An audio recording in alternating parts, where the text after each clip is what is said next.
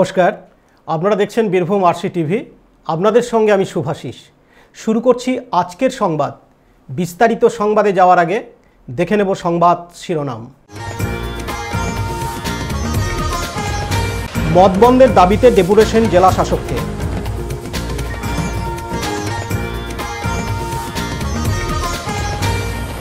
প্রধানমন্ত্রী আবাস যোজনার টাকা উধাও মহম্মদবাজারে।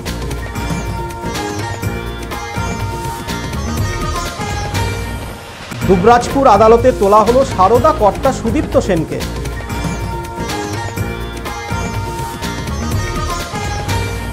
স্কুল ছাত্রকে বেধড়ক মার, অভিযোগ শিক্ষকের বিরুদ্ধে।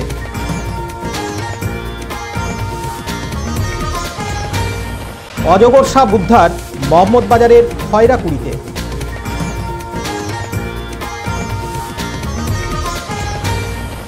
এবার সংবাদ বিস্তারিত।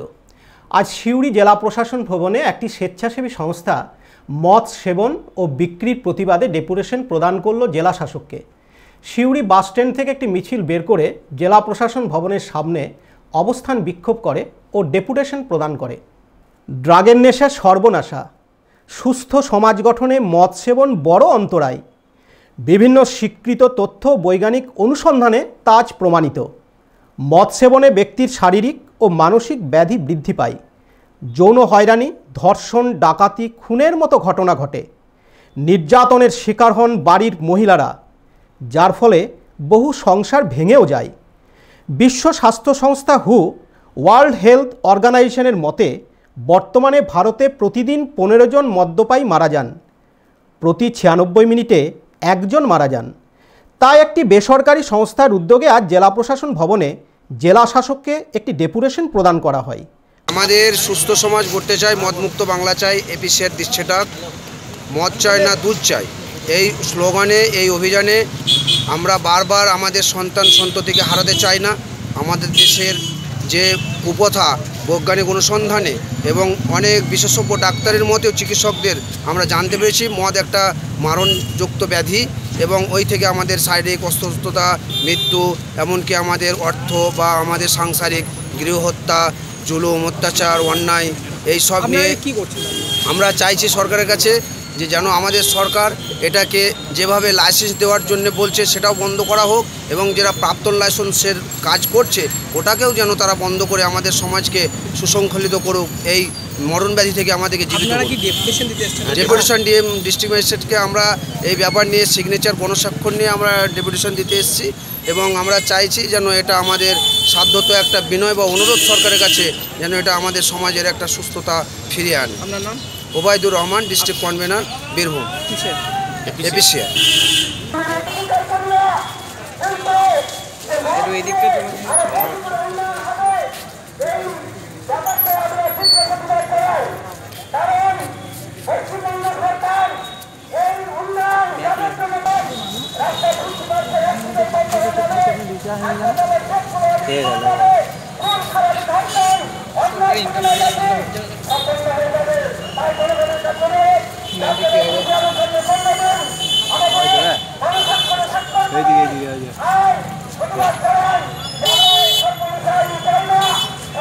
পার্থ দাসের report, Birbhum RC TV, Suri.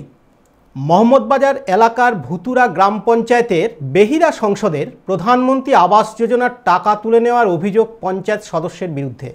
প্রধানমন্ত্রী আবাস যোজনার টাকা উধাও মহম্মদবাজারে। ভুতুরা গ্রাম পঞ্চায়েতের বেহিরা সংসদের প্রধানমন্ত্রী আবাস যোজনার টাকা তুলে নেওয়ার অভিযোগ করেন গ্রামবাসীরা। অভিযোগ এক পঞ্চায়েত সদস্যের বিরুদ্ধে।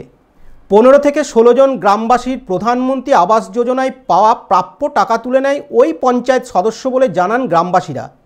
সম্প্রতি এই অভিযোগের ভিত্তিতে তারা প্রথমে পঞ্চায়েত অফিসে দেখা করেন, কিন্তু সেখানে আধিকারিকগণ জানান যে আবাস যোজনার টাকা এখান থেকে আদান প্রদান হয় না, বিডিও অফিস থেকে এই অর্থ পাওয়া যায়। মহম্মদবাজার বিডিও আশিস মণ্ডল এই বিষয়ে গ্রামবাসীদের সঙ্গে কথা বলেন এবং তিনি জানান 1 সপ্তাহ সময় নিয়ে তাদের সমস্ত বিষয় সম্পর্কে জানাবেন, কিন্তু সপ্তাহ পেরিয়ে গেলে কোনো সদুত্তর না মেলায় আজ গ্রামবাসীরা বিডিও অফিসে জমায়েত হন। সমস্যা বলতে গেলে আমাদের যে এই যে পিএম বাড়িগুলো আছে, এই বাড়িগুলো মানে ধরুন একজনের নামে আছে, তার নাম বাদ দিয়ে অন্য জনের অ্যাকাউন্টে ঢুকে গেছে পয়সাগুলো। হ্যাঁ, এই আমাদের সমস্যা এটাই। এই বিষয়ে কি জানানো হয়েছে ভিডিওকে? হ্যাঁ, এই বিষয়ে ভিডিওকে জানানো হয়েছে। কি বলছে? ভিডিওতে সপ্তাহ জানিয়েছিলাম, তো বললো কি 7 দিন সময় লাগবে। 7 দিন সময় পর আমরা এসেছি, তিনি বলছে এখন 7 দিন সময় আমাদের দিতে হবে। হ্যাঁ, 7 দিন সময় এখন চাইছে। এখন তো কতজনের এই টাকা উঠে গেছে? মোটামুটি 15-16 জন হবে মনে হয়। সবারই কি আলাদা আলাদাই বাড়ি নাকি একই বাড়ি? বাড়ি না, সব ওদের বাড়ি আলাদা বাড়ি সব। হ্যাঁ, কিন্তু এখন কি হয়েছে বর্তমানে, এখন মানে একজনের একটা ছবি করে 4-5টা অ্যাকাউন্টে টাকা ঢুকিয়ে দিয়েছে, এই সমস্যা। কারা এই টাকাগুলো তুলছে কিছু জানেন আপনারা? টাকা তুলতে এখন জানবে, মেম্বার জানবে। হ্যাঁ, এতে মেম্বার জড়িত হবে। কি বলছে এই বিষয়ে? মেম্বার জড়িত, এখন মেম্বার তো এখন কিছু ধরা দিচ্ছে না। এখন মেম্বার গ্রামে থাকে না। হ্যাঁ, গ্রামে থাকেন। গ্রামের সমস্যা এটা। এখন এই বেড়ে ভেজেনা, নরসিংহপুর, দুমনি, আনিয়ারা এইসব নিয়ে। আপনার নাম? রাজু খান। আপনি কি করেন? আমি এই মানে জবারের কাজ করতাম। সুপারভাইজার? হ্যাঁ, সুপারভাইজার। সমস্যা আপনার? আমাদের সমস্যা গত এই 2-4 দিন আগে আমরা নেট খুলে দেখতে পেলাম যে আমাদের বেহিরা সংসদের কিছু লোকের PMAY কোটা টাকা অ্যালট হয়েছে। তো তাদের অ্যাকাউন্ট আমরা চেক করে দেখছি, তাদের অ্যাকাউন্টে কোনো টাকা ঢুকে নাই। এরকম 16 জনের নাম আমরা পেয়েছি। এই 16 জনের মধ্যে আবার কিছু 3 থেকে 4 জন ব্যক্তি কিছু না হলে 5-7 বছর আগে মারা গিয়েছে, তাদের অ্যাকাউন্টেও টাকা কিন্তু উঠে গেছে।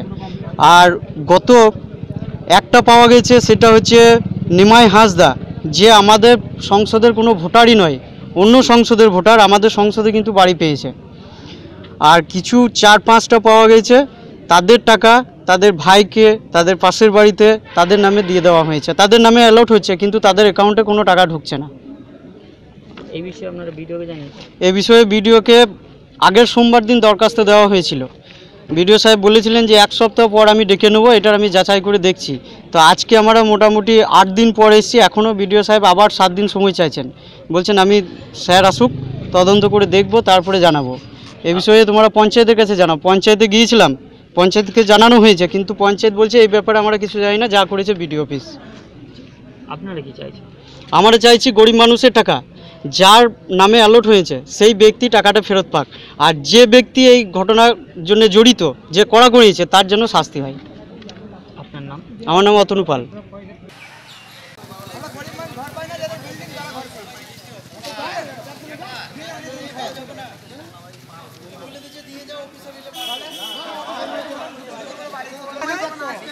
Papai Bagti report, Birbhum RCTV, Mohammadbazar. আজ দুবরাজপুর আদালতে তোলা হলো সারদা কর্তা সুদীপ্ত সেনকে। উল্লেখ্য, দুবরাজপুর থানা এলাকার বাসিন্দা নমিতা বিশ্বাস এক বেসরকারি অর্থলগ্নি সংস্থা সারদা ট্যুর অ্যান্ড ট্রাভেলসে 60,000 টাকা জমা রেখেছিলেন, কিন্তু তার প্রাপ্য সেই টাকা না পাওয়ায় তিনি 31/10/2013 সালে সুদীপ্ত সেন ও তার সংস্থা সারদা ট্যুর অ্যান্ড ট্রাভেলসের নামে টাকা আত্মসাতের অভিযোগ দায়ের করেন। সেই অভিযোগের ভিত্তিতে আজ দুবরাজপুর আদালতে তোলা হয় সুদীপ্ত সেনকে। দুবরাজপুর আদালতের বিচারক আজ সুদীপ্ত সেনের জামিন মঞ্জুর করেন। 13 সালে একটা পেন্ডিং মামলা চিটিং কেসে, সেটা সুদীপ্ত সেনকে আজকে হাজির করা হয়েছিল ফোন অ্যারেস্ট করে, এবং যেহেতু চার্জশিট হয়ে গেছে এবং ম্যাজিস্ট্রেট ট্রাইব্যুনাল সুদীপ্তকে ম্যাজিস্ট্রেট বেল দিয়েছে। আর যদিও বেল এখানে হয়েছে, তো অনেক কেস আছে, কাজে রিলিজ হতে পারবে না।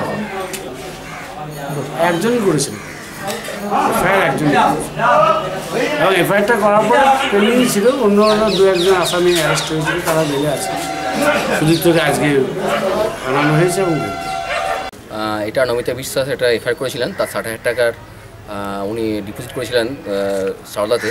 সেই টাকা ওনার ফ্রড বা চিটিং পারপাসে চলে যায়, সেই হিসেবে তিনি একটা এফআইআর করেছিলেন। তার ভিত্তিতে সুদীপ্ত সেনকে আনা হয়, এবং যেহেতু এই কেসে চার্জশিট হয়ে গেছে, এবং এখানে 420, 417, 406 এবং সেকশন আছে 4 এবং 7, prize, chit and money circulation banning act. তো তার মধ্যে সেকশন 7টা ওটা প্যানাল সেকশন নয়, ওটা সার্চ অ্যান্ড ইন্সপেকশনস। তো বাকি সব সেকশনই ম্যাজিস্ট্রেট ট্রাইব্যুনাল, তার জন্য এখানে ওনাকে বেল দিয়ে দেওয়া হয়। এটা করেছেন দুবাইপুর থানাতে। এবং সেই বিশেষে, এবং এর আগেও মনোজ নাগেল, অরিন্দম এরাও বেল নিয়ে গেছেন, মনোজ ভট্টাচার্য। এরপরেও আছে দেবযানী আছে, আরও ওই মুর্শিদাবাদের এজেন্টের নামও আছে। তাদেরকে নিশ্চয়ই আনতে হবে, কারণ প্রসিডিউর মানতেই হবে, আইন ঊর্ধ্বে তো কেউ নয় আমরা। লালটু মুখার্জি রিপোর্ট, বীরভূম RCTV, দুবরাজপুর। নিয়ে নিচ্ছি ছোট্ট একটা বিরতি, সঙ্গে থাকুন।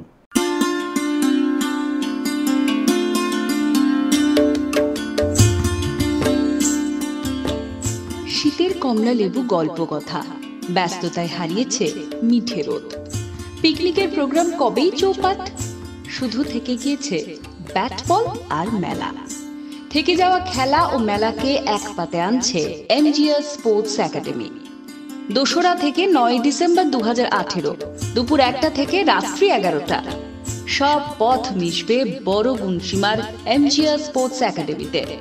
দিনভর 8 দলের নকআউট ফুটবল আর মিলন মেলা। সন্ধ্যার পর বিখ্যাত লোকশিল্পী মনসুর ফকির ও প্রিয়াঙ্কা খানের কণ্ঠে লোকগানের আসর, কলকাতা দলের যাত্রাপালা, আরো কত কিছু। জেলা দেশ বিদেশের খেলোয়াড়দের শৈলী, বাউলের একতারা আর বাঁশির সুর মেলাবে মিলিবে যাবে না ফিরে।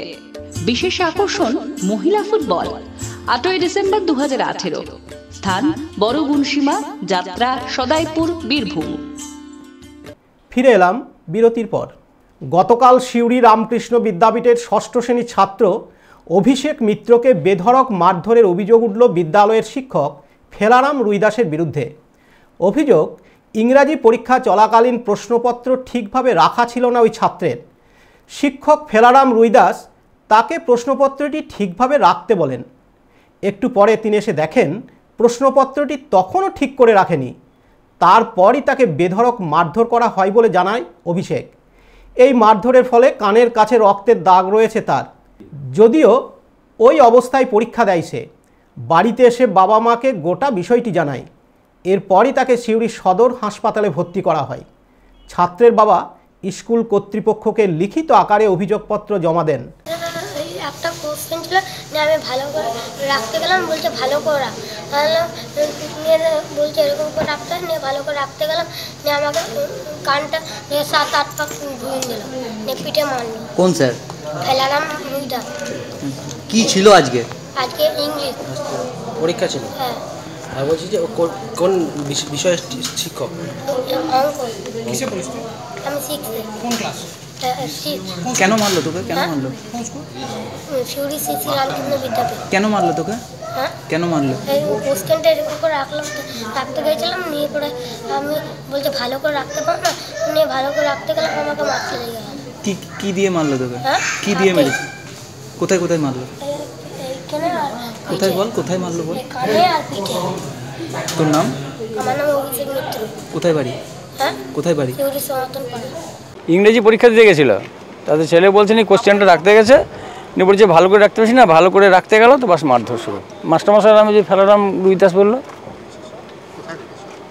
কানে লেগেছে আর পিঠে 6-এ। অভিষেক মিত্র। ও তো বলছে হাতে মেরেছে, কিন্তু কানে রক্তপাত হয়ে গেছে। কান দিয়ে রক্ত পড়েছে? হ্যাঁ, ছেলে আমাকে এলো, আমি গেলাম স্কুলে, মাস্টারের কাছে গেলাম। মাস্টার বলছে কালকে আপনি আসবেন, কাল দরখাস্ত নিয়ে, আজ কিছু হবে না। হ্যাঁ, স্যারের সাথে হেডমাস্টারের সঙ্গে দেখা হয়েছিল। উনি বলছেন কালকে দরখাস্ত নিয়ে আসবেন, আজ তো কিছু হবে না। হ্যাঁ, হাসপাতালে এখন ভর্তি আছে। আপনি বাড়িতে কি দেখলেন? আমি কাজ করি হোটেলে। ছেলে ওখানে মারধর করেছে, বাড়িতে এসেছে। বাড়িতে আসার পরে ওর মা আমার কাছে নিয়ে এলো যে দেখো ছেলেটা কীভাবে মেরেছে। ছেলে কি আজকে পরীক্ষা দিতে পেরেছে? হ্যাঁ, আজ বোধহয় পরীক্ষা দিয়ে দিয়েছে। তারপরে রাখতে গেছে কাগজি কোশ্চেন রাখতে গেছে ইংরেজি।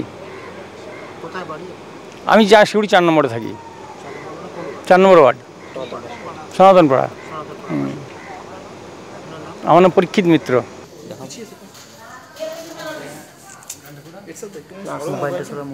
ওকে দেখা দেবেন।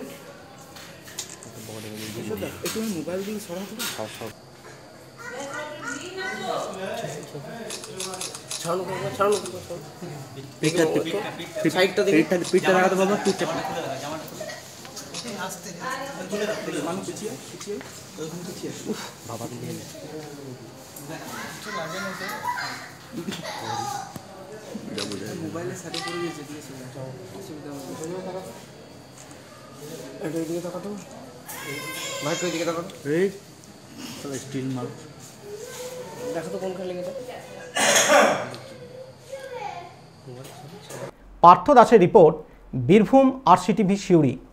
গতকাল মোহাম্মদবাজারের খয়রাকুড়ি বালির ঘাট থেকে 5.5 ফুট অজগর সাপ উদ্ধার করা হয়। অজগরটির ওজন প্রায় 6 কেজি। জানা যায় গতকাল রাতে কয়েকজন বাসিন্দা এই অজগরটিকে দেখতে পান। পরে খবর দেওয়া হয় বন দপ্তরকে। পরে সর্পপ্রেমী দীনবন্ধু বিশ্বাস সাপটিকে উদ্ধার করেন এবং আজ সকালে অজগরটিকে অনুকূল পরিবেশে ছেড়ে দেওয়া হয়। পার্থ দাসের রিপোর্ট, বীরভূম আরসিটিভি, মোহাম্মদবাজার। আজকের সংবাদ এই পর্যন্ত। পরবর্তী সংবাদের জন্য চোখ রাখুন বীরভূম আরসিটিভির পর্দায়। নমস্কার।